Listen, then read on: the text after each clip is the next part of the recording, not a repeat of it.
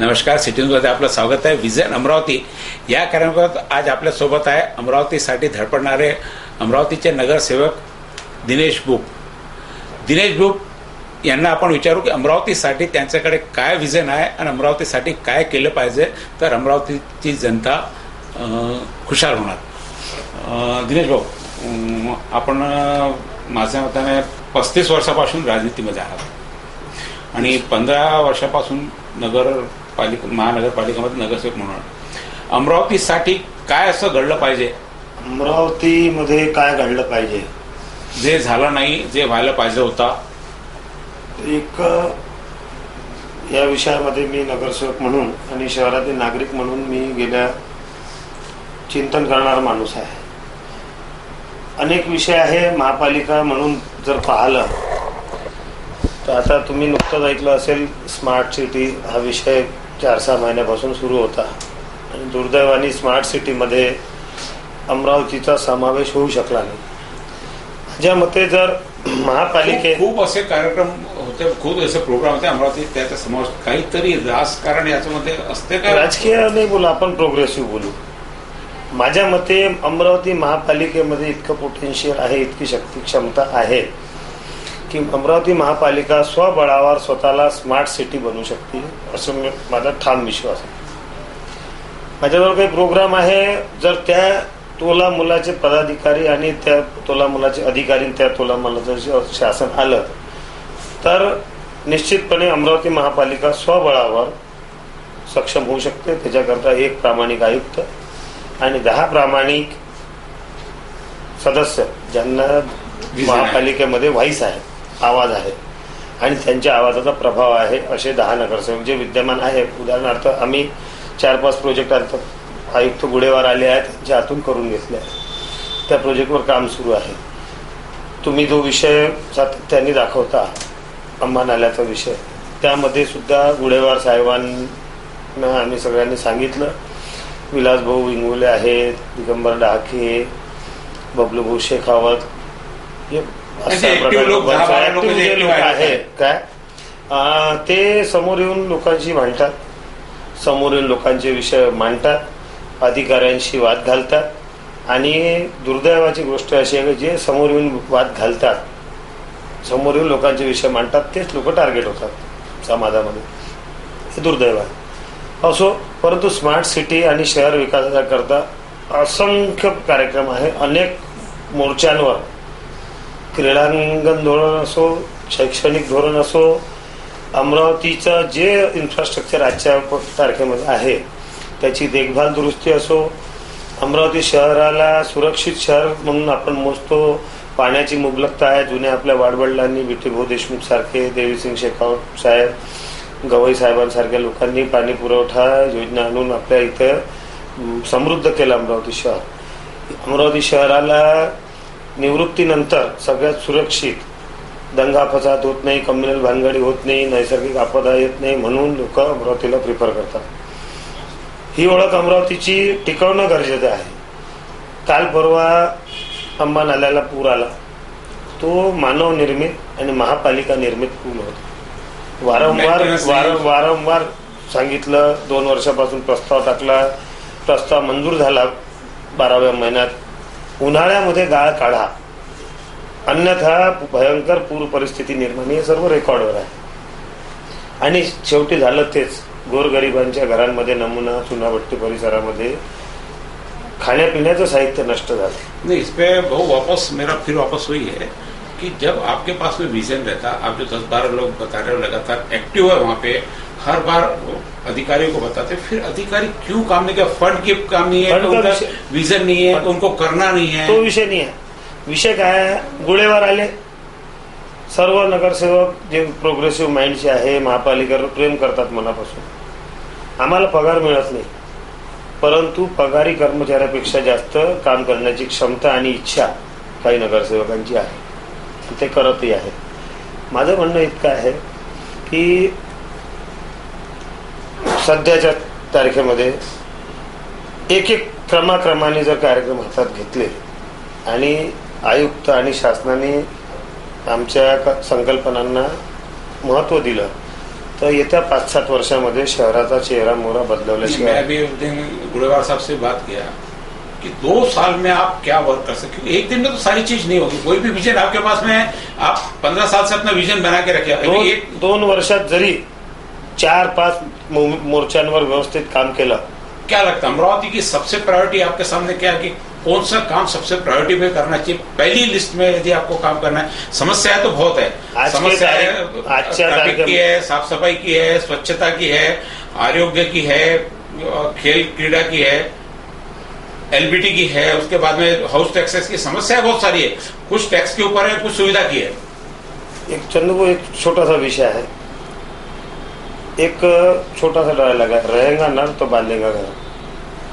मनुष्य असला तर सर्व खरं. सगळ्यात पहिले मनुष्याच्या सुरक्षिततेसाठी ह्या 8 दिवस घालवायला पाहिजे.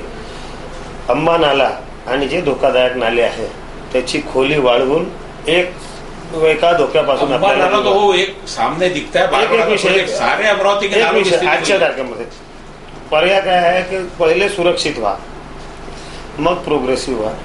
दुसरी प्राथमिक गरज काय आहे, मनुष्य शिक्षित असला सुशिक्षित असला तर तो मनुष्य आहे. शिक्षण विषयक धोरण आणलं आहे. महापालिकेच्या शाळा आहे, महापालिकेचे शिक्षक गुणवत्तेने लागलेले आहे. महापालिकेच्या शाळांचा प्रिमायसेस, शाळांच्या बिल्डिंग अतिशय उत्तम आहे, फक्त देखभाली अभावी ते दुर्लक्षित आहे. क्रीडांगण मजबूत आहे, भरपूर आहे. शिक्षक आहे परंतु विद्यार्थी मिळत नाही. दुसरीकडे खाजगी शाळांनी स्वबळावर स्वतःचं अस्तित्व निर्माण केलं. खाजगी शाळांमध्ये मोजक्या ठराविक 10-12 शाळा आहेत, त्यांच्यामध्ये प्रवेश मिळत. लोकांना होली क्रॉस, ज्ञानमाता, मणिबाई, रामकृष्ण समर्थ, गणेशदास राठी या शाळांमध्ये प्रवेश पाहिजे.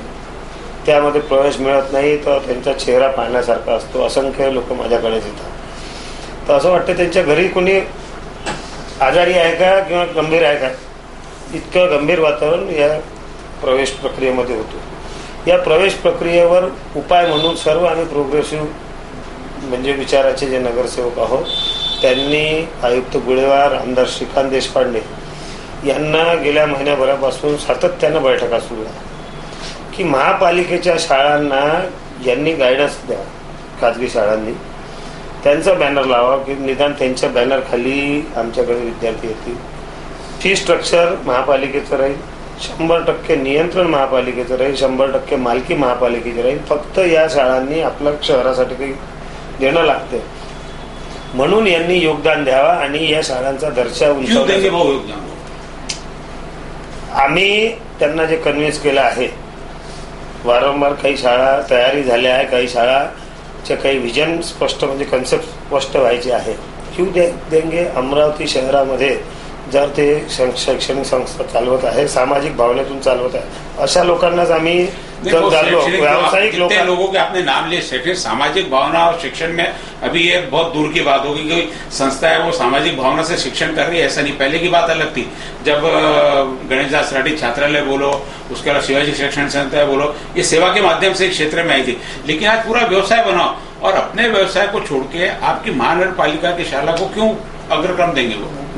मी तुम्हाला कहीं तो भी मी तुम्हाला विजनचं म्हणून राहिलो. आपलं काय चर्चा सुरू आहे. विजन साठी क्यू का देणार हा वेगळा विषय.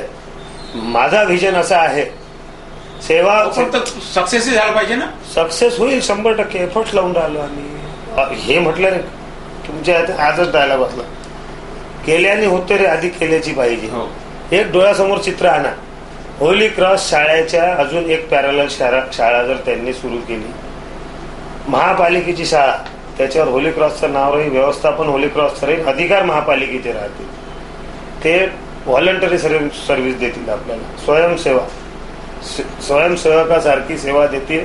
त्यांचे लोक येऊन टिप्स देतील की ड्रेस कोड असा असायला पाहिजे, युरिनल्स अशा असायला पाहिजे, प्रेयर या पद्धतीने व्हायला पाहिजे, विद्यार्थ्यांमध्ये या रुचींचं निर्माण झालं पाहिजे. ड्रेस कोड पासून तर सर्व अप टू डेट जर दिसलं तर पालकांनाही वाटलं नाही माझा मुलगा कॉन्व्हेंटमध्ये शिकतो. म्हणजे शाळा चालवण्याकरिता महानगरपालिका नगरसेवकाकडे विजन नाही, बाहेरून विजन घ्यायचं आहे आपल्या लक्षात ना? नाही मग कसं झालं? कुठलं काय तुम्ही आले पत्रकार मोड. पत्रकार म्हणून मी पत्रकार मोडावर आले. माझं म्हणणं काय, जनरल नगरसेवक शाळा चालवत नाही. नाही विजन तर असते ना, नगरसेवक साफसफाई करत नाही पण विजन तर असते ना. विजन वेगळा विषय, प्रत्यक्षात शिक्षक शिकवतो महापालिकेच्या शाळांमध्ये. उद्याला तर भाऊ दवाखाने पण तुम्ही बाहेर देणार, एका दिवशी महानगरपालिका बाहेर देऊन द्या तुम्ही चालवासाठी कोण देऊन द्यायला देऊन द्या ना. नाही गायडन्स घेणं चुकीचं आहे का? नाही गायडन्स तुम्ही नाव सांगता त्याचं नाव द्यायचं, होली क्रॉसचं नाव द्यायचं. नाही दारा संचालित त्यांनी पालकत्व स्वीकारलेलं. हे शेवटी काय तुम्ही म्हटलं किंवा कोणी म्हटलं जे करायचं आहे ते महापालिका करेल. मी प्रसार माध्यमाच्या माध्यमातून लोकांसमोर विषय केला पाहिजे. म्हणजे ही सरकारी शाळा म्हणून लोक येत नाही, बरोबर ना? बरोबर. सरकारी अमरावतीला इंजिनिअरिंग कॉलेज आहे, तिथे ऍडमिशन भेटत नाही, ती सरकारची आहे. बरोबर. ही पण सरकारची आहे. सरकारची महापालिकेची. सरकार सेमी गव्हर्नमेंट अधिकार तो सर्व सरकारचे भेटलेले आहे. म्युन्सिपाल्टीच्या शाळेमध्ये शिकवण्याची म्युन्सिपाल्टीच्या चतुर्थ श्रेणी कर्मचाऱ्याची सुद्धा मानसिकता बदलावी लागेल. हे मानसिकता ही प्रक्रिया मानसिकता बदलवण्याची आहे. त्यांच्यामध्ये विश्वास निर्माण करायचा आहे की महापालिकेच्या शाळांचा दर्जा तुम्ही एकदा तपासून पहा. मी म्हणतो खाजगी संस्थांमध्ये जे शिक्षक लागतात ते तरी संस्था चालक लावतात, इंटरव्ह्यू घेऊन लावतात, बाकी अनेक विषय त्याच्यामध्ये आहे. परंतु महापालिकेतील शाळेचा कर्मचारी हा फक्त गुणवत्तेच्या आधारावर लागतो, ॲज पर मेरिट. त्याच्या गुणवत्तेला न्याय द्यायसाठी विद्यार्थी नाही. किती शेती तज्ज्ञ आणा, त्याला म्हणा की शेती कर, पण तुला शेती देत नाही. करू शकते का शेती? पीक काढू शकते का? जोपर्यंत त्याला शेती लागेल, पाणी लागेल, बी बियाणे लागेल, जे साधन संपत्ती लागेल ते लागेल. इथे सर्व साधन संपत्ती आहे, परंतु ती कोणासाठी उपयोगात आणायची तो विद्यार्थी नाही आहे. पण यासाठी हा विद्यार्थी उपलब्ध करून देण्यासाठी ही धडपड आहे. एकदम ही धडपड आहे आणि एकदम चांगली. पण ती संस्थाला तुमची शाळा जाणार नाही असं होतं का? जवाहर गेटला 2 नंबरची शाळा होती. तो सर्व विषय झाले चंदू. विषय आता काय माझा की या शाळांना तयार करायचं. या ज्या मोजक्या शाळा 6-7 शाळा आहेत, यांना वारंवार जाऊन बैठका घेऊन एक कन्सेप्ट त्यांचे क्लिअर करून राहिलो. त्यांच्या मनामध्ये भीती आहे की उद्या आम्ही 5-6 वर्षानंतर या शाळांना दर्जेदार केलं तर आमच्या इथे येऊन पॉलिटिकल इंटरफेरन्स लागणार नाही, काय राजकीय हस्तक्षेप लागणार नाही. त्याच्यासाठी पर्याय आम्ही सुचवला का तुम्हाला आज नाही 30 वर्षानंतर सुद्धा त्रास होणार नाही, 50 वर्षानंतर सुद्धा त्रास होणार नाही. यासाठी प्रोव्हिजन अशी करू, त्या उपाययोजना सुरू आहे की कुठल्या परिस्थितीमध्ये महानगरपालिकेच्या शाळा दिल्या तर पहिल्या बैठकीच्या इतिवृत्तांपासून तर शेवटच्या बैठकीचं इतिवृत्त याचं एक जॉईंट फॉर्मॅट बनेल. त्याच्यावर सर्वांच्या स्वाक्षरी राहतील. यांना आम्ही रिक्वेस्ट करून आणलं की आमच्या शाळांना गाईड करा, पहिला तत्व स्वीकारा. इथपासून तर त्यांना स्कूल कमिटी पासून सर्व गोष्टी त्याच्यामध्ये अंतर्गत. या व्यतिरिक्त असंख्य ज्यांना हा विचार आवडला, school of scholars, saint Xavier's इथे निवृत्त झालेले किंवा काही कारणास्तव नोकरी सोडलेल्या शिक्षिका बिना मानधनच्या शाळांमध्ये, महापालिकेच्या शाळांमध्ये कोचिंग देण्यासाठी तयार आहे. प्रोफेसर विठ्ठलदास मोहता यांनी माहेश्वरी शिक्षण सहायता समिती बनवली आहे. त्याच्या 1,20 लाख रुपये, 1 लाख रुपये देणारे 120 सदस्य त्यांनी तयार केलेले आहेत. त्यांचा कन्सेप्ट अतिशय खूप मोठा विचार की कुठल्याही समाजाचा व्यक्ती असो, शिक्षण क्षेत्रामध्ये त्याचा स्तर उंचावला पाहिजे. प्रत्येक व्यक्ती जर शिक्षित झाला, प्रत्येक कुटुंब शिक्षित झाला तर तुमच्या माझ्या सोबत फिरणारे, रस्त्यावर सिग्नलवर थांबणारे, गल्ली बोळात मिळणारे लोक शिक्षित होतील आणि शिक्षित समाज अशा पद्धतीने निर्माण होईल. त्यांनी सुद्धा एक शाळेचं पालकत्व 1ली ते 10वी स्वीकारण्याची तयारी दर्शवली आहे. वेळ प्रसंगी वर्षाकाठी 5 ते 10 लाख रुपये त्या शाळांवर खर्च करण्याची तयारी दाखवली आहे. आणि याच्यामध्ये संस्थांना खर्च करायचं काम नाही. सध्याच्या याच्या महापालिकांना त्यांनी सूचना द्यायच्या. आजच्या तारखेमध्ये शिक्षणाधिकारी हा आयुक्तांच्या नजरेमध्ये एक त्यांच्या अधीनस्थ कर्मचारी आहे. एखाद्या शाळेचा मुख्याध्यापक त्या शिक्षणाधिकाऱ्याच्या हाताखालचा अधीनस्थ कर्मचारी आहे, ज्याच्याकडे त्याचे संपूर्ण अधिकार आहे. एखाद्या मुख्याध्यापकाने एखादा प्रस्ताव जर शिक्षणाधिकाऱ्यांकडे पाठवला तर ते त्याच्यामध्ये 50 कारणं सांगू शकतात. शिक्षणाधिकाऱ्यांनी आयुक्तांना सांगितलं तरी त्याच्यामध्ये 50 कारणं त्याच्यामध्ये ते सांगू शकतात की फंड नाही आहे, अमुक नाही आहे, तमुक नाही आहे, शाळेला तुमच्या पटसंख्या नाही आहे. परंतु हे जे संस्था वेगळ्या वेगळ्या संस्था व्हॉलंटरी सर्व्हिस देतील, स्वयंसेवकासारखी सेवा देतील, मोठमोठे लोक आहेत त्याच्यामध्ये, ते जर सूचना देतील तर त्या सूचनांवर अंमलबजावणी करण्याची नैतिक जबाबदारी महापालिकेची आहे. त्यांना कसं नाही म्हणू शकणार आहे की इन्फ्रास्ट्रक्चरमध्ये कंपाऊंड वॉल तुटली आहे, रात्रीचे कुत्रे शिरतात, त्याला बंद करा. ते बंद करावंच लागेल. युरिनल फुटलेले आहे, वास येतो, डेस्क बेंच नाही आहे, फ्लोअर खराब आहे. या दृष्टीने प्रयत्न सुरू आहे. सर्व आम्ही सकारात्मक आहोत. श्रीकांत देशपांडे साहेबांनी प्रॉमिस केला आहे की शिक्षण क्षेत्रासाठी तुम्ही सूचना द्या, मी राज्य शासनाकडून खोऱ्याने पैसा आणून असा शब्द श्रीकांत देशपांडे साहेबांनी दिलेला आहे. सर्व एज्युकेशन इन्स्टिट्यूट मणिबाई सारख्या म्हणजे लोकांकडून फक्त पालकत्व स्वीकार करून जे आतापर्यंत गरीब लोक म्हणजे ज्यांच्याकडे पैसे ते येत त्यांना चांगलं शिक्षण भेटत असेल तर जे काही लागेल आम्ही त्यासोबत सर्व मीडियावाले पण सोबत आहात तुमच्या. एक विषय सांगतो, मीडियावाल्याने हा माझ्यासाठी नाही, माझ्या मुलांची ऍडमिशन झालेली आहे, माझा एकच मुलगा आहे. टोटल तुमच्या सोबत म्हणजे तुमच्या कार्यासोबत आहोत आम्ही. बरोबर आहे. काही डेव्हलपमेंटचा विषय असला काही विषय नाही. आमचे विषय सरळ दिनेश बुक काय आहे, दिनेश बुकचा काय विषय आहे, मी स्वतःच्या स्वार्थासाठी किंवा स्वतःच्या लाभासाठी किंवा माझ्या मुलाला, माझ्या बापाला, माझ्या आईला, माझ्या मामाला फायदा होईल अशासाठी मी सर्व कश विचार करून माझे विषय ठेवत असतो. हा विषय जर झाला तर असंख्य लोकांची इच्छा असते होली क्रॉसमध्ये, ज्ञानमातामध्ये, मणिबाईमध्ये, पूर्ण इंग्रजी शाळेमध्ये ते याच्या माध्यमातून पूर्ण होऊ शकतं. महापालिकेच्या शिक्षकांचा जीव टांगलेला आहे, पटसंख्ये अभावी त्यांची नोकरी जाऊ शकते. महापालिकेच्या 3-3 मजल्याच्या या बिल्डिंग्स आहे, 22-22, 25-25 खोल्यांच्या बिल्डिंग्स आहे, 8-8 एकरमध्ये, 5-5 एकरमध्ये परिसर आहे, शहराच्या मध्यवस्तीमध्ये आहे. हे परिसर जम खाऊन राहिले. यांना सुद्धा नवीन संजीवनी मिळेल या माध्यमातून. या वर्षी थोडा उशीर झाला, परंतु या वर्षीपासून जर सुरुवात झाली तर निश्चितपणे पुढील वर्षी महापालिकेच्या शाळा गजबजून जातील. इतका चांगला विषय आहे आणि या विषयाला मला इतरांवर नाही परंतु स्वतःवर प्रचंड आत्मविश्वास आहे की मी एखाद्या गोष्टीच्या पाठीमागे लागलो तर ते पूर्णत्वास नेतो.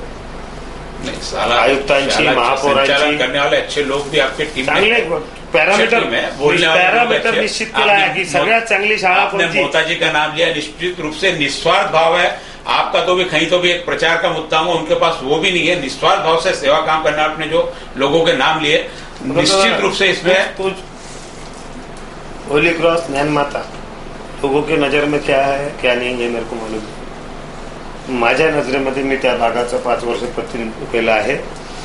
स्वतःच्या आयुष्यावर घरावर तुळशीपत्र ठेवून आलेले तिथं नन्स फादर्स आहे, लग्न केले नाही, संन्यासी लोक आहेत, वाहून घेतलाय त्यांनी, जातीभेद वगैरे शिक्षणाच्या बाबतीत कधीच पाळत नाही.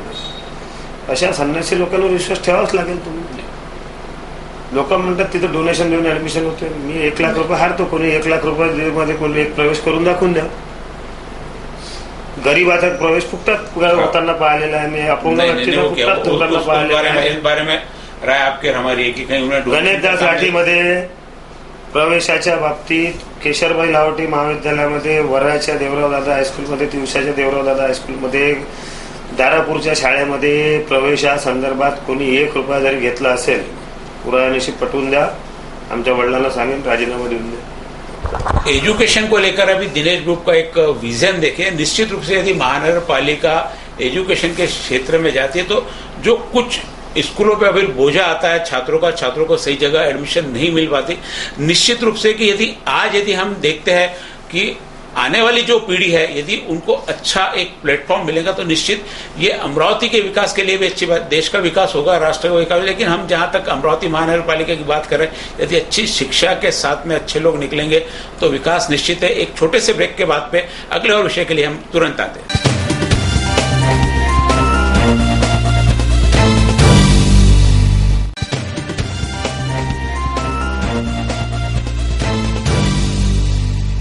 विजन अमरावती इस कार्यक्रम के अंतर्गत हमारे साथ है दिनेश बुब।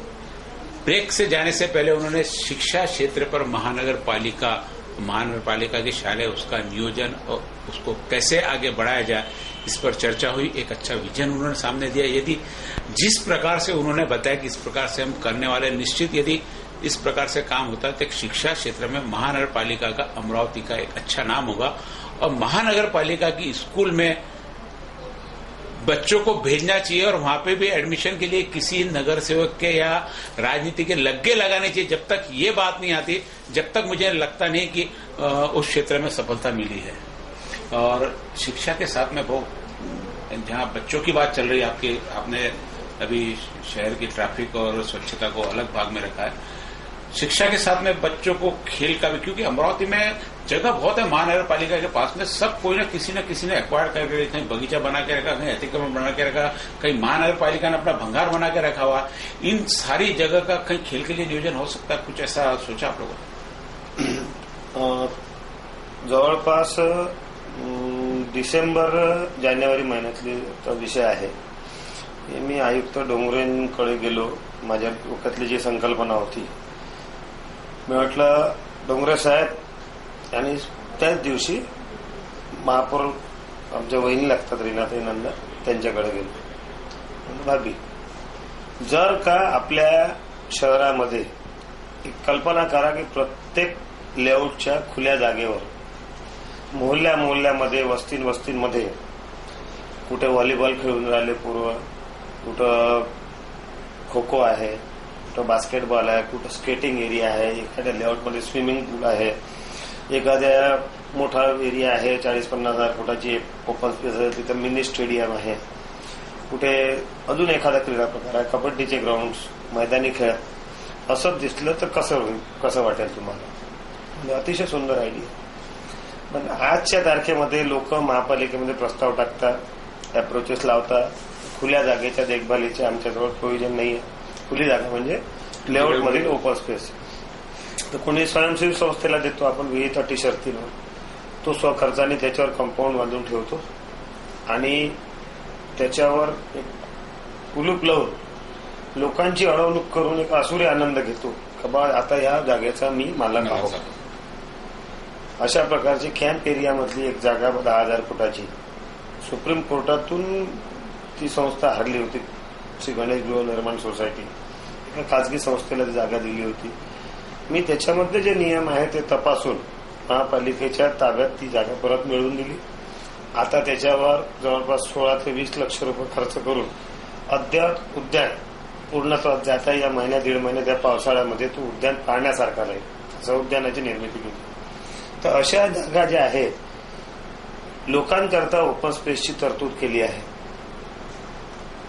जे बॉयलॉज आहे नागरीकरणाचे त्याच्यामध्ये, तर त्याच्यामध्ये विचार असा आहे की प्रत्येक कॉलनीमध्ये खुल्या वातावरणामध्ये श्वास घेण्यासाठी, वृद्धांना, युवकांना खेळण्याकरता एक खुली जागा असली पाहिजे, म्हणून तिची तरतूद केलेली आहे। त्याचा उपयोग जर 100% झाला नाही तर कालांतराने मानवी जीवनावर त्याचे विपरीत परिणाम होतील, असा कन्सेप्ट आहे।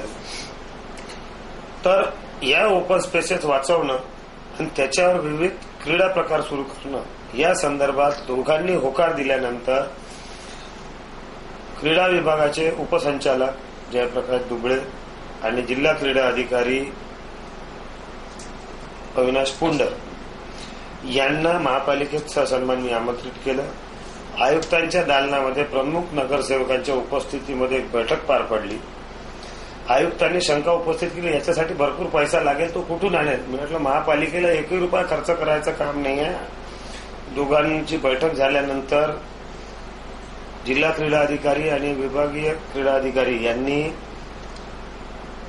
महापालिकेने प्रस्ताव पाठवावा तेवढा निधी आम्ही टप्प्याटप्प्याने महापालिकेच्या अकाउंटमध्ये क्रीडा. वळता करू क्रीडा धोरणाच्या अंतर्गत. असे 14 क्रीडांगण यावर्षीच प्रस्तावित झाले आहे आणि यावर्षीच त्याचं काम सुरू होऊ नये.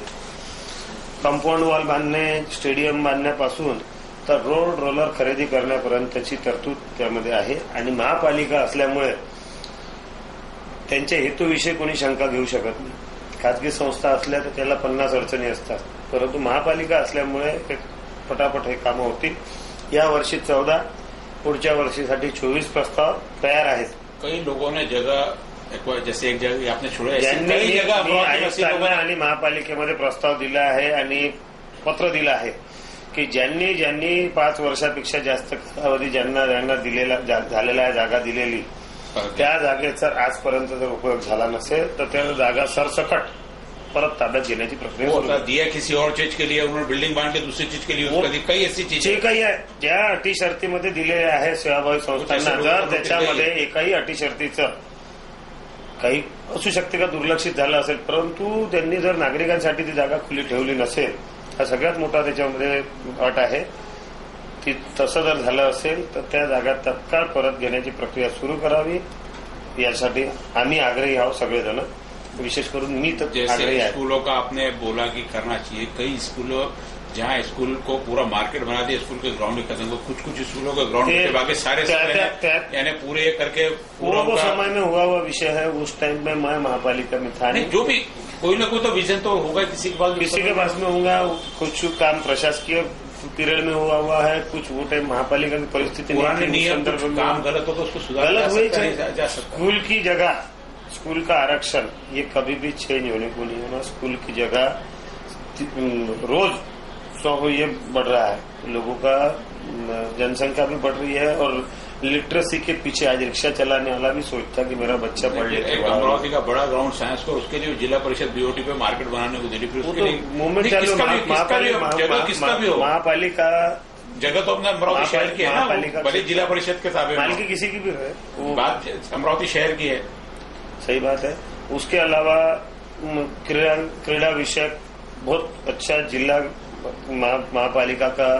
महापालिकेचा जो क्रीडा अधिकारी आहे तो सक्षम होईल. आज महापालिकेचा क्रीडा अधिकाऱ्याचं काम फक्त इतकंच मर्यादित आहे. क्रीडा विषयक कुठं अनुदान मागायला कोणी आलं तर त्या हेडमधून ती फाईल मूव्ह करणे. महापालिकेचे जे महापौर क्रीडा महोत्सव वगैरे होतात त्याच्या पोटी जे अनुदान आम्ही वेगळ्या वेगळ्या संस्थांना देतो तेवढ्या पुरतं काम क्रीडा अधिकारी राहिलेला आहे. आपने सारा विजन ले लिया, सारा सब कर लिया, लेकिन जिस जगह जो खेल के लिए गई वहाँ खेलने आने के लिए भी तो लोग आना चाहिए. आएंगे आप आएंगे. नेहरू मैदान पूरा था, नेहरू मैदान पूरा कमर्शियल करके रखा पूरा पूरा. 100% येईल. मी तुम्हाला माझं उदाहरण सांगतो. मी वेस्टेज वस्तूतून गार्डन जिम बनवलं आहे. तुम्ही या उद्या पाहायला. महापालिकेच्या तिथे सौंदर्यीकरणामध्ये ज्या टाकाऊ वस्तू होत्या काही लोकसहभाग आणि एकही क्रीडा जिमचं साहित्य विकत आणलेलं नाही. माझ्या घरामध्ये जे साहित्य मी मोठ्या हौशीने घेतलं होतं 25 वर्षा पहिले ते साहित्य तिथं मी आणून ठेवलं. आज तिथे दृष्ट लागण अशी परिस्थिती आहे. मी निर्माण केलेल्या जिम मध्ये मला सुद्धा हाँ, ये व्यायाम करायला मिळत आपका नाही. व्यक्तिगत प्रयास में एक सामूहिक प्रयास. सामूहिक होगा. आप अकेले कर लोगे, साथ में सारे लोग क्यों नहीं ऐसा जुड़ पाते. एक कल्पना- जिस क्रीड़ा की कल्पना आपने ले ली, लेकिन वहाँ उस चीज का जिस चीज के लिए आपने जगह कई जगह बगीचे बनाए हुए, बाद में बगीचे रह नहीं रहे. वो टेस्टिंग घ्या, फक्त तुम्ही ट्रायल घ्या. आपल्या परिसरामध्ये एखादी थोडीफार जरी खुली जागा असली तर त्याच्यावर एक डबल बार एक सिंगल बार लावून ठेवा आणि 2 डंबे आणून ठेवून द्या. किती म्हणतो मी 10,000 रुपयाचं साहित्य दिलं. 10,000 रुपयाचं साहित्य सिटी न्यूज तर्फे तुम्ही कुठल्याही उदाहरणार्थ नेहरू मैदानच्या ग्राउंडवर लावून ठेवा. त्याच्यावर लिहून द्या सिटी न्यूजद्वारे. त्या दिवशी संध्याकाळी जर 5-6 तरुण मुलं तिथं व्यायाम करताना दिसलं नाही तर मी खोटं बोलून राहिलो असं म्हणतो. पाच पण एखादे मग दमलेचे घरी नाही ते लोक तिथून. तो वेगळा विषय. नाही म्हणजे हाच मेंटेनन्स तुम्ही जे वस्तू नेत काय नाही तुम्ही केलं, पण त्याचा उपयोग आणि त्याचा मेंटेनन्स झाला पाहिजे. बगीचे खूप जागा होते गावामध्ये. त्याच्यासाठी सर्व प्लॅनिंग आहे. जेव्हा एखादी गोष्ट करतो तर त्याचे पूर्ण इन अँड आउट्स नजरेसमोर ठेवून करू. क्रीडा धोरण अतिशय चांगल्या पद्धतीने अंमलबजावणी होईल यासाठी आम्ही आग्रही आहोत. त्याच्यातून वेळ प्रसंगी महापालिकेला काही अंशी उत्पन्न मिळेल, परंतु उत्पन्न मिळवणं हा त्याच्या मागचा उद्देश नाही आहे. फक्त त्याची देखभाल झाली पाहिजे. त्याच्यातून स्केटिंग एरिया बनवला आम्ही. स्केटिंग क्लबला आम्ही देऊ ठराविक कालावधीसाठी नागरिकांसाठी खुलं राहील. त्याच्यातून जे उत्पन्न होईल त्याच्यासोबत मेंटेनन्सची कंडिशन टाकू. बास्केटबॉल एरिना बनवू. तोच बास्केटबॉलचा एरिया स्केटिंग एरिनाच्या कामात येतो. व्हॉलीबॉलचा एरिना बनवू. सगळ्यात कमी खर्चाचा गेम आहे कबड्डी नंतरचा व्हॉलीबॉल. एकदा बॉल टाकून पहा ना, ज्याला नाही येत तो सुद्धा एक मैदानावर उतरतो. आवड निर्माण होते. तर या गोष्टी उपलब्ध करून दिल्या तरच आवड निर्माण होईल लोकांमध्ये. क्रीडा विषयक धोरणासोबत अनेक विषयांवर महापालिकेत काम सुरू आहे. आपले फ्युचरचे प्लॅनिंग सध्या अमरावतीचे सर्वात हे महत्वाचे मुद्दे आहे. एक ट्रॅफिक आणि साफसफाई स्वच्छताचे. सर्व लोक याच्यावर प्रयोग करतात पण कधीही कोणताही प्रयोग एक ठामपणे सक्सेस झाला नाही. सर्वांनी येऊन ट्रॅफिकची हे केली पण दुसऱ्या दिवशी तसं होतंय.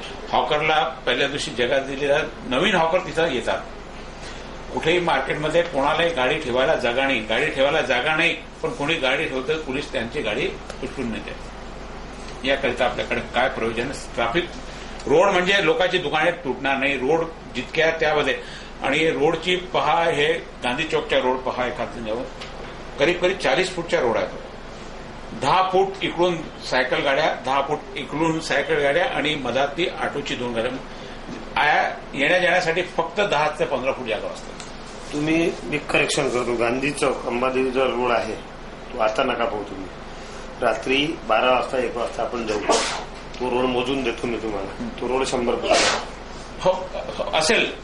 मी 40 फूट सांगितलं तुम्हाला. 100 फुटाचा आहे. त्या रोडवर महाजनपुऱ्यातील एक भगिनी मरण पावली. त्यावेळेस खूप तोडफोड झाली. आमचा भारत चव्हाण माझा कार्यकर्ता आहे, नगरसेवक आता. तो खूप अग्रेसिव्ह होता. तोडफोड झाली. 8 दिवस महापालिकेची मोहीम चालली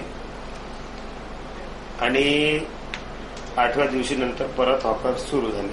परंतु निव्वळ हॉकर्सना हाकलणं हाही त्याच्या मागचा पर्याय नाही.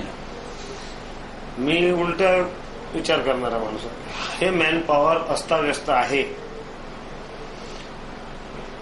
पब्लिक डिस्ट्रीब्युशन सिस्टीममध्ये यांचं मोलाचं योगदान आहे. फक्त यांचा अतिरेक होऊन राहिला म्हणून नागरिकांना त्रास होऊन राहिला. महापालिकेने व्यवस्थित डिसिप्लिनरी याच्यावर जर प्रयोग केला तर तोही प्रस्ताव महापालिकेला 1-1.25 वर्ष पहिले दिला होता. डोंगरे साहेब आयुक्त होते त्यावेळेस.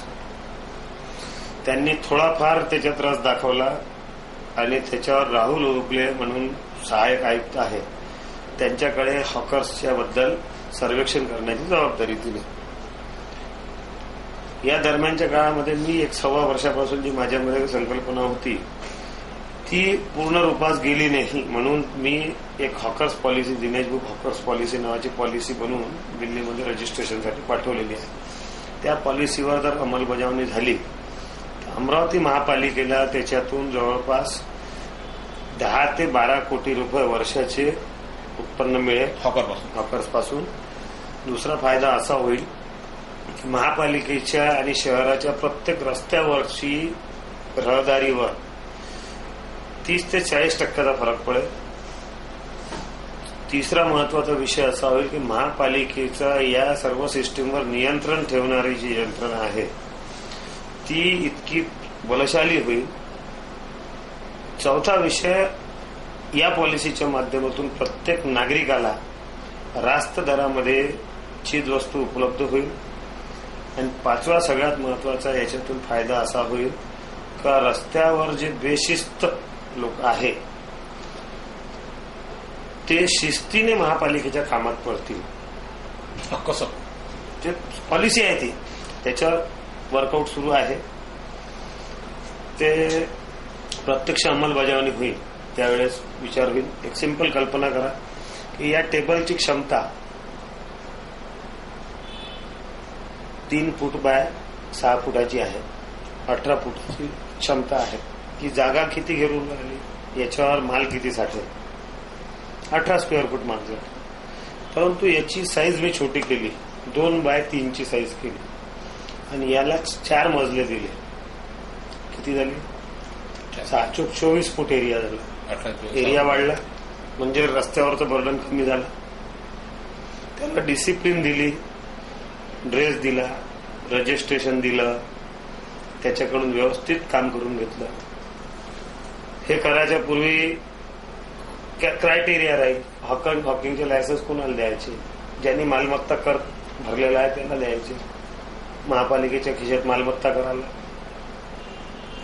मालमत्ता कर भरण्याची अवेअरनेस वाढेल. रस्त्यावरचं कंजक्शन कमी झालं. रस्त्यावर कोणत्या हॉकर कुठला माल विकून राहिला याची नोंदणी झाली आमच्याकडे. तो शिस्तीने वागणं बंधनकारक राहील, कारण का तो आमचा लायसन्सही आहे. लायसन्स कधी रद्द करणं महापालिकेच्या हातात राहील. तर असं ते पूर्ण स्कीम आहे. ती जर पूर्ण वाचन इथं केलं तर 1 तास कमी पडेल, परंतु त्या पॉलिसीला कालांतराने, आज जरी एखाद्याच्या डोक्यात बसले नाही, कालांतरानं अडॉप्ट करणं याच्याशिवाय दूसरा पर्याय नहीं. कहीं ऐसी पॉलिसी किसी महानगरपालिका में, किसी नगर पालिका में, किसी शहर में नहीं है जहाँ अडॉप्ट हुई हो, नहीं जहाँ वो सफल हुई, जो नहीं आपने बताया. नहीं. आपने सिर्फ एक पेपर वर्क किया, सफल होगा पेपर नहीं. वर्क. जैसा आपने बोला कि अभी वो लाइसेंस वाला ही रहेगा. तो जिनको लाइसेंस के बारे में जहाँ पे रजिस्ट्रेशन की बात आती थी, आप अभी एलबीटी का मुद्दा लेते हो, तो तकलीफ उन्हीं को है जिनका रजिस्ट्रेशन है. जिनका रजिस्ट्रेशन नहीं, उनके आपको पता भी नहीं कि वो एलबीटी भरता कि नहीं भरता. तो जो बिना लाइसेंस वाले आएंगे वो उसका क्या बात होली की ना. आज भी जेव्हा मी एखादी पॉलिसी ठरवली आहे तर त्याच्यासोबत प्लॅनिंगही केलं आहे, तर ते प्लॅनिंग एक्सपोज करायचे नसतात. नहीं, ठीक है ना, आपका इंटरनल प्लानिंग एक्सपोज हाँ. मतलब वर्तमान ये परिस्थिति सर- बहुत सारी चीजें आज स्वभाव की रहती. तुम्ही एक कल्पना करा की महापालिकेच्या किंवा शहराच्या रस्त्यावरचं कंजक्शन कमी होत असेल, लक्षात घ्या, बेशिस्तीने वागणारे लोक शिस्तीने वागत असेल, महापालिकेत 10,000 कुटुंबीय घरटॅक्स भरत नाही, परंतु ते आता घरटॅक्स भरतील, आणि त्या व्यतिरिक्त महापालिकेला आर्थिक उत्पन्न होईल, महापालिकेमध्ये काही बेरोजगारांची रोजगार निर्मिती होईल, आणि नागरिकांना स्वस्त दरांमध्ये, रास्त दरांमध्ये सामान मिळेल. याच्यामध्ये नुकसान एका फॅक्टरचं जरी नुकसान आहे का सांगा. नाही, हे इम्प्लिमेंट झालं पाहिजे ना. इम्प्लिमेंट करायला लागेल. कोण करणार? कोणी मंगळ ग्रहावरून कोणी येणार नाही आहे. पण एक लोक नाही ना, यात सर्व हॉकर्स आहे ना. आता तुम्ही उद्याला एक घोषणा करा की आम्ही हॉकर्सला जागा द्यायची जागा द्यायची नाही. 2-4 हजार हॉकर्स दुसऱ्या दिवशी पैदा होतात. मी म्हणतो 10,000 हॉकर येऊ द्या, माझ्या पॉलिसीमध्ये दम आहे. ठीक आहे, आपण सोशल पॉलिसी आहे माझी. एक झाला हे याचा मुद्दा कशाचा हॉकर्स आहे. त्या व्यतिरिक्त अमरावतीमध्ये ट्रॅफिक करिता जितके रोड पाहिजे तितके नाही. रोड पाहिजे, रोड आहे, पण त्याच्या समोर लावल्या जाणारी गाड्या, 2 व्हीलर्स 4 व्हीलर्स, त्याच्या नियोजन, त्यांच्यासाठी जागा नाही. कुठे पार्किंगसाठी सर्वांनी मार्केट बांधून जागा विकलेली आहे. महानगरपालिकाने सुद्धा आपली पार्किंगची जागा विकलेली आहे. पार्किंग स्पेसेस वाढवा, नवीन पार्किंगचे स्थळ निर्माण करा. कुठं होणार? कुठं होणार? तेच तो विचारतो नाही भाई. विजन आहे, सर्वांना पाहिजे की हो असं करायचं, पण कुठून? विषय असा आहे की आम्ही पार्किंगचं एक स्पेस निर्माण केलं, जयस्तंभ चौक ते छूमंतर गल्ली कॉटन मार्केट चौक. त्याची क्षमता आहे सध्याच्या घडीमध्ये 500 2 व्हीलर आणि 50 4 व्हीलरची. छोटंसं नियोजन पाहिजे, 1.5 लाख रुपयाचा खर्च आहे. गोष्ट कशी आहे की सतत काही ना काही कामं लागली आहे. मग ह्याच्यातून निघालं ते काम, त्याच्यातून निघालं ते काम, लोकांची ऍडमिशन आहे, जनसंपर्क आहे, सगळ्यांच्या जबाबदाऱ्या आहे महापालिकेच्या. ये सब तो भाऊ अपन लेकर ये सब काम चलते ही रहना, चलते कोई काम रुकेगा नहीं इसमें से. नगर सेवक होते रहेगा, नहीं विरोध रहेगा. फक्त विषय कसा आहे, प्रायोरिटी हे सर्व एस्टॅब्लिश आहे.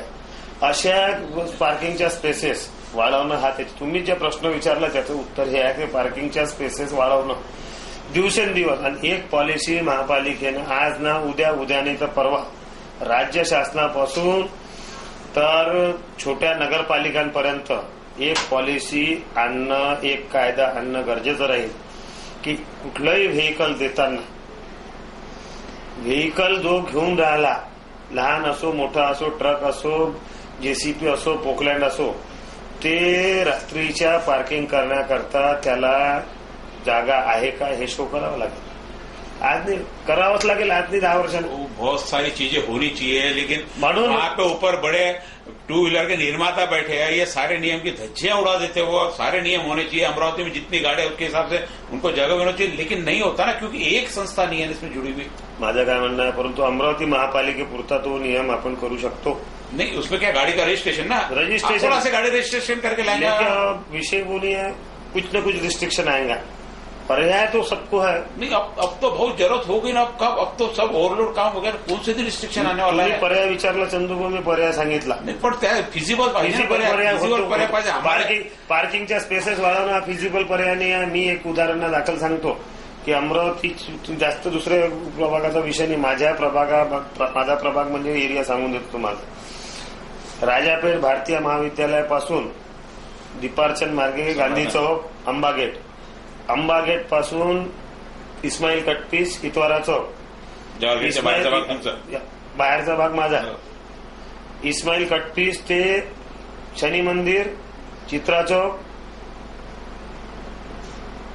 चौक नंतर कॉटन मार्केट, जगदीशभाई गुप्ता यांच्या गोपाल किराणा पासून सरळ न्यू कॉटन मार्केट, तिथून थेट इरविन चौक, शवविच्छेदन गृहासमोरील रेल्वे स्टेशनचा भाग माझ्या परिसरात, तिथून सरळ चालू द्या बेलपुरा, राजापेठ रेल्वे फाटक, परत भारतीय महाविद्यालय. म्हणजे शहराचं जे मेन सिटी आहे पूर्ण 100% मार्केट एरिया आहे. आमदारचा एरिया पूर्ण आज जर काउंटिंग करायला गेलो तर आजच्या तारखेमध्ये माझ्या प्रभागामध्ये 1.5 लाख लोक आहेत. 1.5 लाख लोक, सर्वात जास्त टॅक्स पूर्ण शहरातील एलबीडी तिथून येतात सर्व. तर त्या विभागामध्ये मी जर पार्किंगसाठी 2000 व्हेकलची जर प्रोव्हिजन करून देऊ शकतो.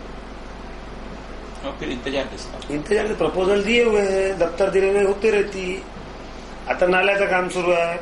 तुम्हाला उदाहरण देतो की त्यावेळेस कोणालाही काही विचारायचं काम नव्हतं. लोकांच्या घरात पाणी शिरून राहिलं, तो स्टँडिंग इन्स्ट्रक्शन द्यायचे होतं, ज्या मस्टरी पाहिजे त्या हायर करा, फटाफट लावा. 8 दिवस झाले नोटशीटच करून राहिली. नोटशीट करून राहिली. कुठल्या निधीमधून काम घ्यायचं आयुक्त साहेब नाही आहे. स्वतःच्या जीवावर नाही. मी महापालिकेचा 1.25 लाख रुपये, 80,000 रुपये, 50,000 रुपये पगार घेतो. एकाच 2 टिप्परचे पैसे अंगावर बसले तर काय फरक पडून राहिलं हा विचार करताय कोणी? 5-7 हजार रुपयाचं अंगावर यायला बिल नाही भेटलं. इन्स्टिट्यूशन तुम्हाला दाना पाणी देऊन राहिलं, तुमच्या परिवाराला पोसून राहिली ना, याचा विचार करते का कोणी? ये अधिकारियों की तालमेल, पदाधिकारी तालमेल कहीं जमते मेरे माझ्या अंगावर यायला नाही पाहिजे. काय अभी अमरावती के ट्रैफिक समस्या, उसके लेके एक छोटा सा नियोजन कल्पना की है. पता नहीं इम्प्लीमेंट होगा नहीं होगा. कल्पना एक विजन हमने पूछा था क्या टाइप से, उन्होंने अपना विजन बताया. इम्प्लीमेंट होना नहीं होना वो फिजिबल है नहीं है ये समय बताएगा. हॉकर्स की भी पॉलिसी बताई है कैसी है, लेकिन कैसी है ये उनकी सीक्रेट पॉलिसी है. जिस दिन सामने आएंगी अब उसमें क्या अच्छा है क्या बुरा है, पॉलिसी आने के बाद ही पता लगेगा. एक छोटे से ब्रेक के बाद अब अमरावती की स्वच्छता जो सबसे कठिन काम है, काम किसी से करवा लेना पड़ता है, डेली बेसिस पे जो काम होता है उसके लिए क्या नियोजन, कुछ उसकी सिस्टम बदलनी पड़ेगी. इस सिस्टम पे आगे बढ़ेंगे एक छोटे से ब्रेक के बाद.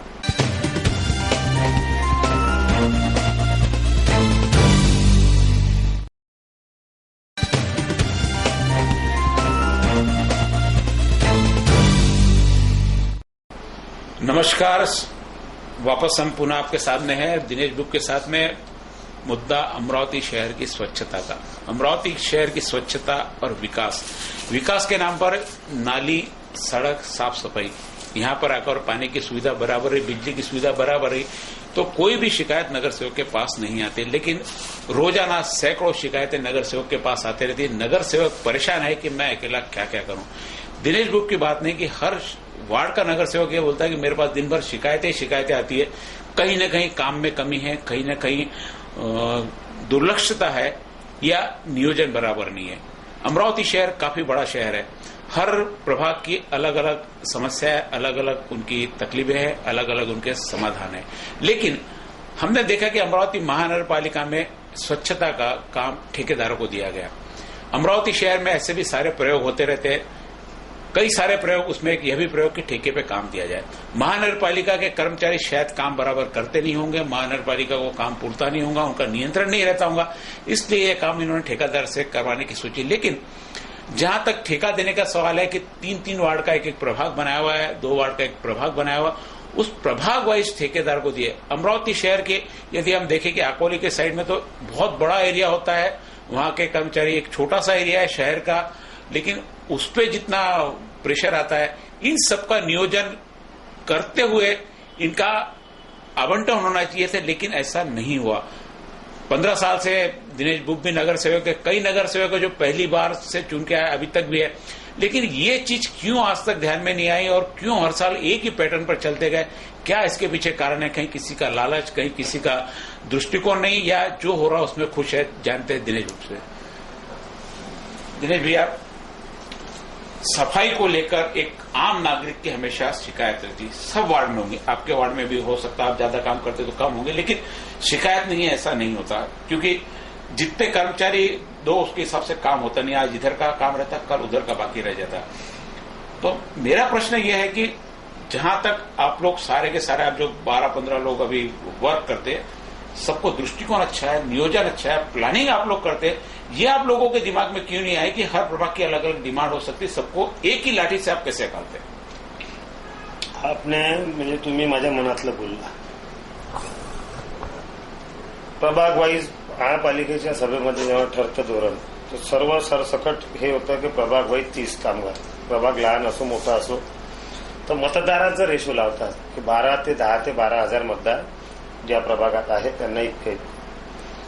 तर ही पॉलिसी थोडीशी वेगळ्या पद्धतीने विचार करायचा की त्या प्रभागामध्ये बर्डनचा पॅरामीटर कसा मोजायचा की टोटल मालमत्ता किती आहे, मालमत्तामध्ये डोमेस्टिक आहे, कमर्शियल आहे, इंडस्ट्रियल आहे, सेमी कमर्शियल आहे, याचा एक रेशो ठरवायला पाहिजे.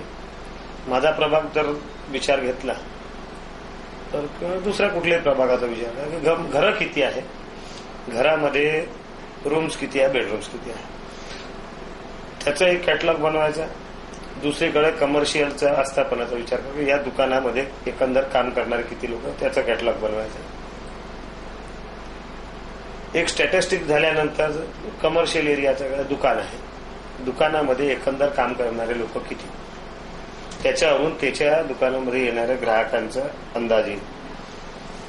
थिएटर आहे तर त्याच्या सीट्स किती, हॉटेल आहे तर त्याच्यामध्ये टेबल किती, लॉजिंग आहे तर त्याच्यामध्ये रूम्स किती, याचा एक कॅटलॉग काढायचा, युनिट फिक्स करायचे.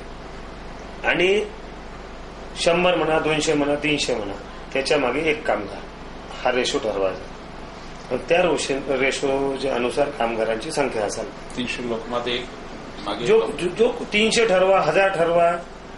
घरं आहे, समजा गाळगेनगर प्रभाग घेतला, त्याच्यामध्ये समजा 5000 घरं आहे आणि 400 दुकानं आहे, 50 कोचिंग क्लासेस आहे, 10 हॉस्टेल आहे, 2 शाळा आहे.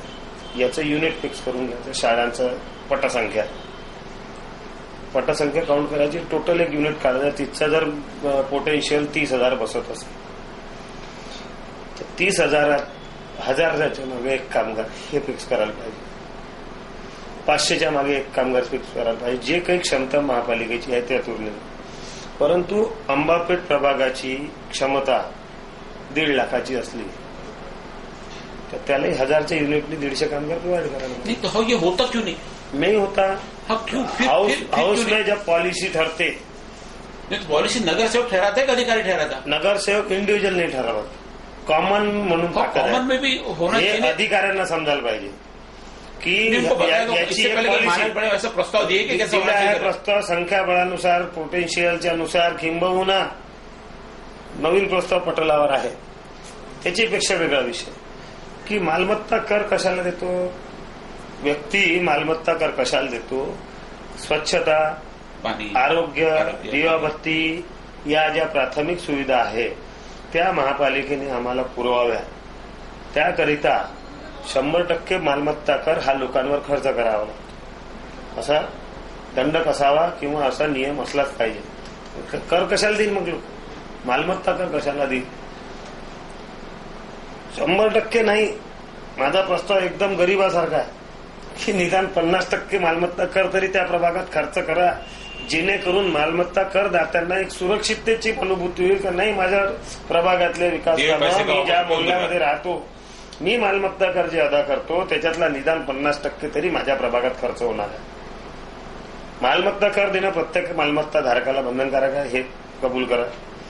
ते बंधनकारक आहे तर निदान तो एलबीटी देऊन राहिला, तो महापालिकेच्या इतर वस्तूंवर कर रूपाने जे रक्कम प्राप्त होते ती देऊन राहिला, तो व्हेकलचा टॅक्स सुद्धा भरून राहिला, तो इलेक्ट्रिसिटीचा कमर्शियल रेटने पैसे भरून राहिला, त्यावर पण सुद्धा तो व्हॅट देऊन राहिला, तो महापालिकेचा कर व्यावसायिक दराने भरून राहिला, परंतु त्याला सुविधा तेवढे नाही, तर निश्चितपणे हे प्रचंड अन्यायकारक आहे. करदात्याला निदान ज्या प्राथमिक सुविधा आहे त्या अनइंटरप्टेड देण्यात याव्या, म्हणून किमान 50% रक्कम त्याच भागामध्ये खर्च करावी, कुठलाही प्रभाग असो. ऐसा नहीं हो सकता क्या, जैसे महानगरपालिका में या किसी भी संस्था में कोई बैंक है या इसमें यदि कर्मचारी है, वो जो काम करता है उसके बदले उसको उतना पैसा नहीं मिल पाता तो हड़ताल करता है. बराबर.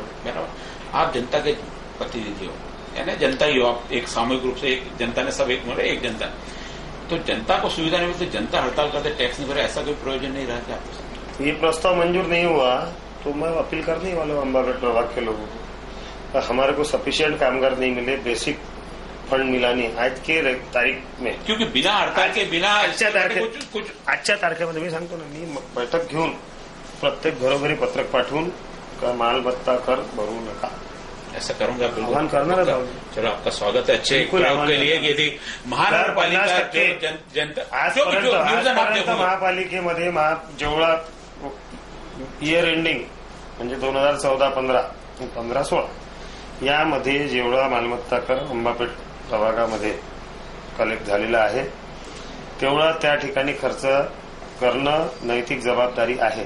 कुठल्याही माध्यमातून करा, मनपा फंडातून तेवढी रक्कम द्या किंवा शासकीय फंडातून द्या, पण किमान 50% रक्कम तरी त्या प्रभागामध्ये कुठल्याही माध्यमातून एलबीटी पण सुद्धा रेशो फिक्स करायचा. एलबीटी वेगळा आहे, एलबीटी पूर्ण शहराचे कमर्शियल सेंटर आहे, एलबीटी पूर्ण शहराकरता वापरा, एलबीटी हा वेगळा विषय. परंतु मालमत्ता कर भरण्याचं मुख्य कारणच ते आहे ना, की आम्हाला जे बेसिक नीड आहे ते तो भेटायला पाहिजे. दुसरा विषय, मार्केट एरियासाठी नवीन प्रस्ताव दिला आहे की किमान मार्केट व्यावसायिक एरियामध्ये अमरावतीत जर व्यापार उद्योग वाढेल तर तेवढ्या प्रमाणात आपल्याला एलबीटी मिळेल. त्या व्यापाऱ्यांना सुविधा देणं, स्वच्छतेची जरी सुविधा देणं, सॅनिटेशनची सुविधा देणं, टॉयलेट एवढ्या ग्राहक आसानी से पहुंच सके, ट्रैफिक व्यवस्था फिर आगे आवेदन सुविधा हो गई. सजेशन देणं म्हणजे सल्ला देणं, पोटतिडकीने त्या सल्ल्यावर अंमलबजावणी करायला भाग पाडणं आणि त्याच्यावर अंमलबजावणी होणं, हे तिन्ही गोष्टीमध्ये फरक आहे. एक म्हणजे विचार तुम्हाला नाही मला नाही, हे भविष्यामध्ये करणं गरजेचं आहे. फायर स्टेशन, फायर ब्रिगेडच्या व्हेकल किमान शहराच्या 80 फुटाच्या रस्त्यापर्यंत, हायवेपर्यंत अनइंटरप्टेड यावं, बिनविरोध यावं. याकरिता 2007 पासून सातत्यानं पाठपुरावा केला की वॉलकट कंपाऊंड हा परिसर no parking zone, no encroachment zone, no hawking zone करायला पाहिजे. जर केल्यास ट्रेस पासिंगची कारवाई करून फौजदारी दाखल व्हायला पाहिजे त्या व्यक्तीवर. कारण का एखाद वेळेस जर फायर ब्रिगेडची गाडी अडली तर शेकडो लोकांचा जीव धोक्यात गेला तर त्याला जबाबदार. आजपासून नाही, 2007 पासून आता गुन्हेगार आले आहे, त्यांच्याकडे विषय ठेवून पाहू किती दिवसात अंमलबजावणी होते. नाही, प्रॉब्लेम आपका फायर स्टेशन में प्रॉब्लम ये होता कि सामने शादी है तो सारे पार्किंग वहां पे फायर स्टेशन के पास में हो जाती है और वो गाड़ी निकल नहीं पाती. त्या अर्थी मी सांगितलं की no parking zone, no hawking zone, no encroachment zone, आणि तिचे रस्ते टवटवीत एकदम तापोटाप कॉन्क्रीटचे झाले पाहिजे, लाईफ लॉंग रस्ते झाले पाहिजे, तर तुम्ही फायरची सेवा द्या. अन्यथा फायर स्टेशन कुठेतरी दुसऱ्या हायवेवर नाही जावं. ये होंगी कब कल्पना है होना चाहिए. 7 वर्षापासून तर मी स्ट्रगल करून राहिलो. आता थोडंसं गुन्हेगार सारखा आयुक्त आला आहे, त्याच्यामुळे मला असं वाटतं का हे प्रत्यक्षात आपकी जो योजना है अभी आप जो 5 साल 15 साल से जो चल रहा है, आपको लग रहा है कि जितने टाइम में गुड़ेवार साहब रहेंगे उसमें से कम आप 25% भी पूरी करा पाओगे. 25% बोल रहा, जितनी आपने कल्पनाएं अभी दी है, जैसे हॉकिंग जोन का ठीक है आपका ये है, फायर स्टेशन का है, उसके बाद में पार्किंग का है, देखो स्वच्छता का, ये मुख्य मुद्दे स्वच्छता, पार्किंग, इसके अलावा सारी चीजें सेकंडरी. अजून एक गोष्ट, चांगल्या कामासाठी आग्रही राहणं, माझा स्वभाव आहे, माझी नैतिक जबाबदारी आहे. इतकं असूनही कोणी जर मूर्खात काढत असेल तर मी डबल निवडणूक न लढण्याच्या मनस्थितीत आहे महापालिकेत. जर आमच्या मुद्द्याला लक्षात घ्या का आमच्या मेरिटला इतकी एनर्जी दुसऱ्या क्षेत्रामध्ये वेस्ट करेल, तिथं खर्च घाल, तिथून काही ना काही उत्पन्न काढेल. इथं भैंस के आगे बिन बजाने में कोई मतलब नहीं, ऐसा मैं समझूंगा. सीधा सीधा बता रहा मैं. अगर 1.5 साल में 2 साल में इसमें से कुछ स्कीम पे इम्प्लीमेंट तीन काम कराने का, बताइए आपकी, ये 3 काम आपके नहीं कराए तो फिर कैसा होगा? अम्बा नाले की सफाई नहीं हुई कंप्लीट. सभी जैसे नहीं, अभी एक पॉइंट पे चालू बोलना है. पूरा नाला जी जब से सृष्टि की निर्मित हुई है तब से अम्बा नाला सफा हुआ नहीं है, ये मेरा दावा है. बोलो आपका क्या? नहीं साफ दिनेश बाबू, इस चीज में थोड़ा सा मैं आपको इसलिए बोलूंगा कि 95 से 2000 के बाद में उसकी भिंत बांधना चालू हुआ. तो अभी 2005-14 से अम्बा नाल्याचा गाळ काढला काय, नहीं, भीत जब बनी तो जब बेड कॉन्क्रीट बना तो उस टाइम साफ हुआ है. बेड कॉन्क्रीट दिखा यानी साफ हुआ. माझा बेड कॉन्क्रीट बनाया वहां पे. अजून म्हणणं आहे माझं, अंबा नाल्याचा गाळ काढला काय? नहीं, बेड कॉन्क्रीट बन गया तो वो गाल के ऊपर तो गाल तो बेड कंक्रीट सिर्फ साइड में 2 मीटर हुआ हाँ, है. तो वो उसके लेवल पे जाना. नहीं, सेंटर का गाल निकला क्या? नहीं तो उससे निकला ना जब साफ नहीं, हुआ. नहीं, उस टाइम बहुत कुछ हुआ है. मैं 95 में भी था. 95 में मैंने उसका तो बदला करनी, अभी आपका नहीं जरूरत. 95 में भी सजेस्ट किया था की या नाल्याची खोली वाढवा, भविष्यात जर हे करायचं असेल उंची तर. वाढवली. हा, पुलाची उंची वाढवली, नाल्याची खोली वाढवली नाही. मी तुम्हीच म्हटलं 25-30 वर्षापासून 95 मध्ये होतो. विद्यार्थी सेनेचा जिल्हा प्रमुख होतो, म्हाळावर संचालक होतो 1995 साली, म्हणून मला ती गोष्ट माहित आहे. म्हाळाच्या माध्यमातून नहीं, और मैं तो आपसे पिछली बार भी बोला कि भाई नाले की सफाई का प्रोजेक्ट बरसात से पहले क्यों करते? 12 महीने साफ सफाई क्यों नहीं होती? माझा ठराव वाचून दाखव. ऐसा कहीं है क्या कि नाले की सफाई से बरसात के पहले करनी उन्हाळ्यात चाहिए? जर केली नाही तर पावसाळ्यामध्ये 12 महीने क्यों नहीं? काय 12 महीने सफाई क्यों नाही? उन्हाळ्यामध्ये जर केली आणि व्यवस्थित खरडून नाल्याचा गाळ काढला, 1 वर्ष नाल्याचा गाळ काढा, 10 वर्ष तुम्हाला डबल जेसीबी टाकायचं काम पडणार नाही. निदान 5 वर्षांनी 10 वर्षांनी तरी नाल्यातला गाळ उपसला गेला पाहिजे. दरवर्षी उपसाचं काम मैं नाही. भी रोज आते आते नाले की विजिट पे कर रहा हूँ. आप भी मेरे को रोज दिख रहे हैं नाले की विजिट पे. मैं डेली जिस दिन नहीं दिखेंगे मैं आपको कॉल करूँ, आज साफ सफाई नहीं हो रही है. सध्या जो गाळ काढायची प्रक्रिया आहे, सध्या गाळ निघालेला आहे, बकेटमध्ये गाळ येऊन नाही राहिला आहे. जिथे स्पेस निर्माण झाली आहे तो गाळ 2 दिवस सेट होऊ द्यावा लागेल. तोपर्यंत या मशीन दुसऱ्या स्पॉटवर चालतात. नाल्यावरच ना, नाल्यावर. हा कोणत्याही नाल्यावर जाणं. महापालिकेच्या प्रकाश वने परमनंट कर्मचारी आहे. गेल्या 2 महिन्यापासून त्यांनी एकही सुट्टी घेतली नाही. कंटिन्यू तो आपत्कालीन विभागामध्ये काम करून राहिला. त्याला 1 दिवसाची उद्या सुट्टी दिलेली आहे. तो त्याला बंद राहणार. परवा नंतर परत आठवडाभर काम चालणार.